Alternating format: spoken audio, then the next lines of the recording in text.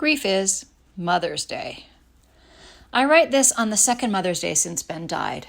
It's not what I had planned to write about, but it's what is present and calling for expression. I don't remember the first Mother's Day. I suspect I set the goal to just breathe and survive it. This year is different.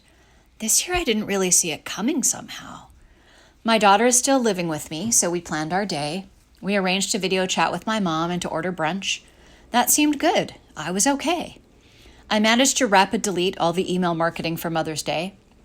One email list I'm on offered an opt-out, which I immediately took. That felt so thoughtful.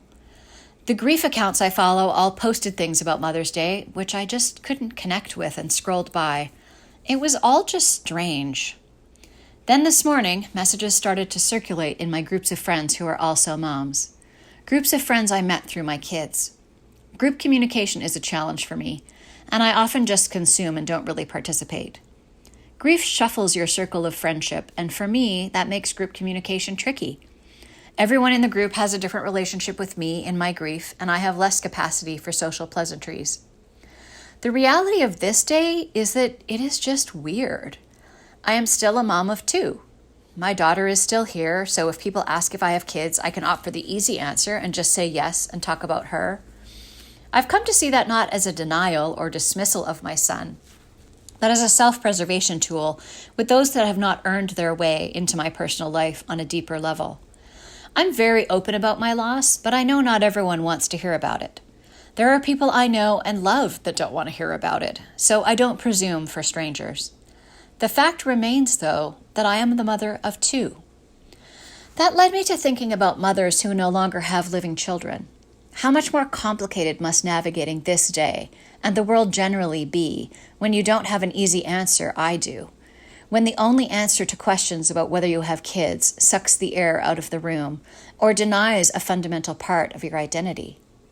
I send so much love and compassion to those of you navigating that path.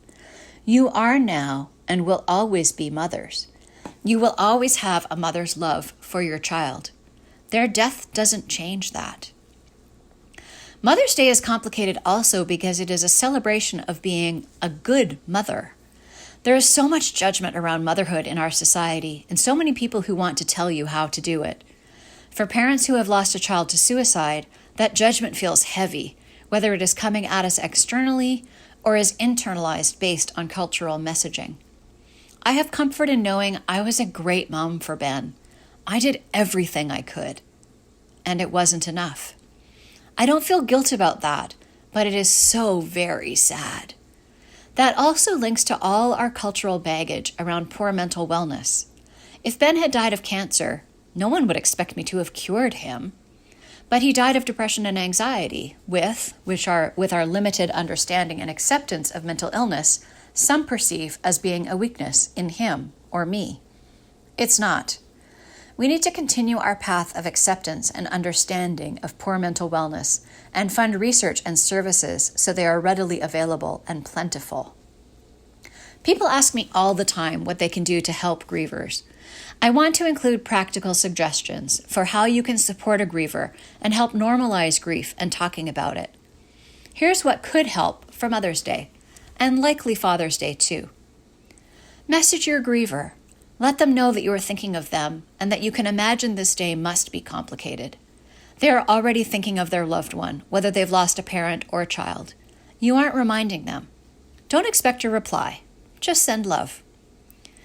If your griever is alone, ask if you can send a meal or meet them for one or a walk. Offer something tangible they can say yes or no to. Open-ended questions are not helpful to grievers. Don't take it personally if they say no. If you run a marketing email list, offer an opt-out for marketing related to Mother's and Father's Day. If you receive marketing emails from companies you know want to do better, suggest to them that they offer an opt-out. If you are a mother missing the person today that made you one, please know I see you and just breathe. If you're trying to find your way on a grief path and need support, please reach out. You don't have to do it alone.